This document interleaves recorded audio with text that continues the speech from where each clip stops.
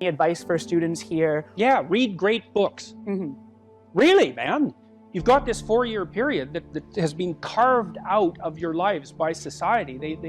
It's given you an identity, like a high quality identity, and freedom at the same time. And you're not going to get that again in your life.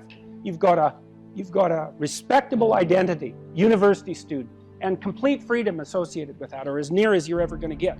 And you've got these unbelievable libraries that are full of the writings of people who are intelligent and articulate beyond comprehension. And you know, and you can go there and you can learn all this. And you might think, well, why should you learn it? Well, you learn it to get a job, or you learn it to get good grades, or you learn it to get a degree, and that's all nonsense. It's nonsense. The reason that you come to university to be educated is because there is nothing more powerful than someone who is articulate and who can think and speak. It's power, and I mean power of the best sort. It's authority and influence and respectability and competence. And so you come to university to craft your highest skill, and your highest skill is to be found in articulated speech. And if you're a master at formulating your arguments, you win everything. And better than that, when you win everything, everyone around you wins too. Because to transform yourself into, let's consider your transformation to something approximating the logos. It means you shine a light on the whole world. Well, there's nothing more exciting to do than that. There's nothing better you can possibly do. And to think that you're coming to university to be, you know, trained to have a job, it's like, great, that's a hell of a lot better than being unemployed and covered with Cheeto dust while you're snacking away in front of your video game in the basement. But it's not and I don't have anything against video games, by the way,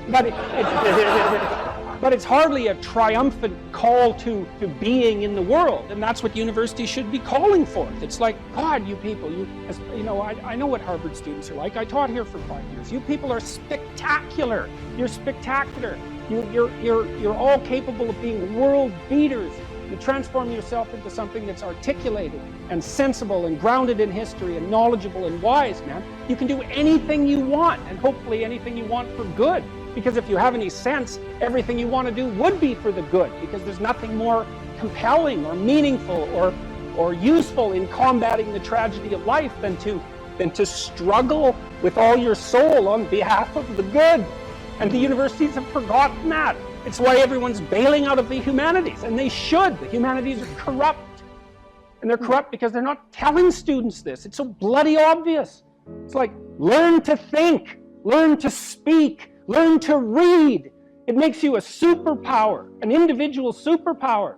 I don't understand why that isn't just told to students. It's not that hard to understand, and everyone wants to hear it. It's like, really? I could do that? I could do that? It's like, yeah, really, you could do that. And the whole society around you has labored for really thousands of years to provide every single one of you with this spectacular opportunity that you have while you're undergraduates and graduate students here, man.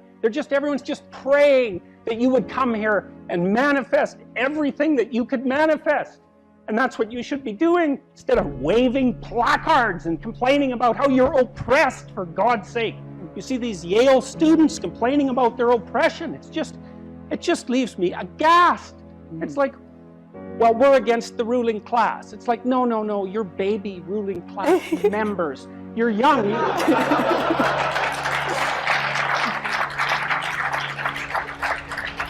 The only reason you're not rich is because you're young. You know, that's the best. Really, if you look at the 1% even, the dreaded 1%, you know, most of those people are old. Why? Well, when you progress through life, if you're reasonably successful, you trade in your promising youth for your wealthy old age, but you're still bloody old. Would you trade it? Would you trade your youth for that? Like, if you factor age out of the economic equation, things look a lot different. Well, of course older people have more money. If they have any sense, they've been collecting it for their whole life. Is that somehow unfair? It's not unfair unless you want to be poverty-stricken when you're 70, and you don't want to be poverty-stricken when you're 70. I just don't understand what's happened to the universities. I can't believe that you're not told when you come the first day, look, man, you're here on a heroic mission. You're going to take your capacity to articulate yourself to levels that are undreamed of. You're going to come out of here unstoppable. You're going to be able to do anything you want. It's like, that's what you're here for. Instead, you're taught that well, you know, the world's a pretty oppressive place, and you're probably the bottom of the victim pile, and there's virtually nothing you can do about it except, you know, deconstruct the patriarchy. And it's so weak-kneed and so pathetic that universities should be embarrassed that that's what they're peddling to students. I'm embarrassed by it. You know, I've gone on public record telling parents, bloody well send your boys to trade school, because at least they'll learn something useful. And that's a terrible thing for someone like me to say, because I do believe that being articulated and educated in the highest possible manner there's nothing that's better for you and for society. And why have the universities forgotten this? Well, that's postmodern neo-Marxism for you, you know, and the philosophy of intense resentment and oppression and group identity, and God, it's just pathetic. Dr. Peterson, I think a lot of students here would agree with you that one of the main purposes of education at college, particularly at Harvard, is to develop their sense of articulation, their ability to read, their ability to critically think. But then what comes after? Particularly at Harvard, there's a big discussion on what is a good life? What does it mean to use those skills that we get here, and then we graduate? What do we do from there? Stop unnecessary suffering. That's what you do.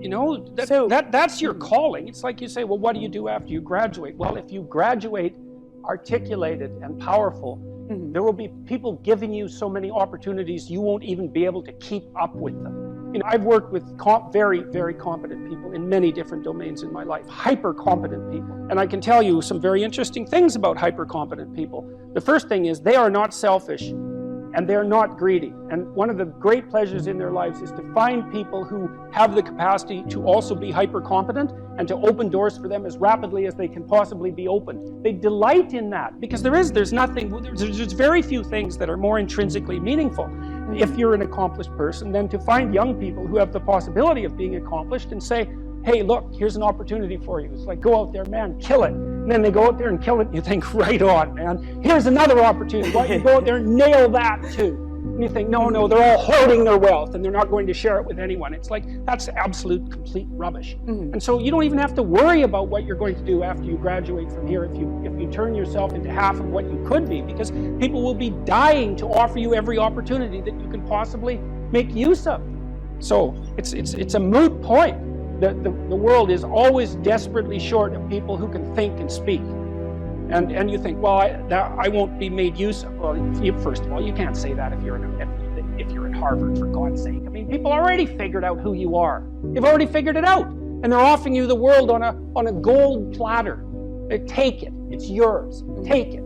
It's like, great, man. Put yourself together and deserve it. That would be great. And that's what everyone wants. It's what your parents want. It's also what you want. You know it. It's what you want. It's what women want from men. It's what men want from women. It's like for you to be who you could be. And the highest faculty of the human being is articulated speech. It's the divine faculty. And there is nothing more powerful than that. There's nothing that's even in the same league. And so if you don't have faith in that, then your priorities are misplaced. And I can't even understand why you wouldn't have faith in that being, say, Harvard students, because look where it's got you already. You know, you're already sitting on top of the world. So deserve it, make use of it, right? Go out there and fix things up. That's what you need to do. There's lots of things that need to be fixed up. And what you want to do is burden yourself with so much responsibility that you can barely stand. And then you'll get stronger trying to lift it up. And you won't be asking, what should I be doing with my life? Or what's the meaning of life? Or any of that. It'll be self-evident. It's self-evident. At minimum, you can say, there's more suffering in the world than there should be, and I could probably do something about that. And you can do something about that. So go do something about it. And then there'll be less suffering in the world. And then when you're 80, you can look back on your life and say, well, you know, there's less suffering in the world than there would have been had I not existed. And you don't have to even have a sense of ultimate destiny or even any sort of theistic belief to regard that as a positive good. Like, I think it goes beyond the mere pragmatic utility of addressing the world's ills, because I think we do live in a world that has a transcendent reality as well as the reality that we can detect. But even independently of that, it doesn't matter. It's like, I mean, this is part of the reason I like people like Bill Gates is a great example, man. That guy he's after 5 major diseases at the same time, right? He's trying to wipe out polio. He's trying to wipe out Malaria, yeah, exactly. He's trying to wipe out malaria. It's like, well, what should you do with your life? Well, take a look at Bill Gates and see if you could do something like that. That would be good.